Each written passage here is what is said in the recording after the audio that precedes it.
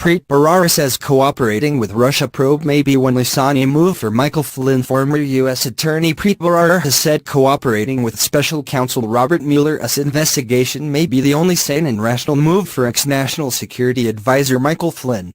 Mr. Flynn has become a central part of Mr. Mueller's probe into whether Trump campaign advisors colluded with the Russian government to influence the 2016 election.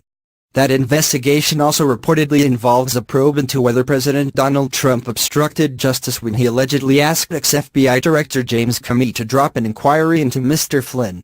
This week it was said that lawyers for Mr. Flynn have stopped sharing information with Mr. Trump's lawyers about the investigation, the clearest indication to date that Mr. Flynn is cooperating with Mr. Mueller, according to the New York Times. A lawyer for Mr. Flynn did not immediately respond to the Independent's request for comment.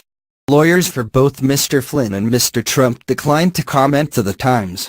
In a tweet, Mr. Bharara, who was dismissed by Mr. Trump earlier this year, suggested that helping with the investigation may be Mr. Flynn's only chance to save himself and his son, Michael Flynn Jr., following reports that prosecutors have enough evidence to charge them both. If you're that to rights, flipping on others and cooperating with the prosecution is the only sane and rational move, Mr. Bharara said. Also, prosecutors accept cooperation only if you can provide substantial assistance higher up in the food chain. Stay tuned. Mr. Flynn joined the campaign as an advisor in January 2016. He was selected to be Mr. Trump's national security advisor during the transition, but resigned in February after it was revealed that he had misled Vice President Mike Pence about his conversations with a Russian official.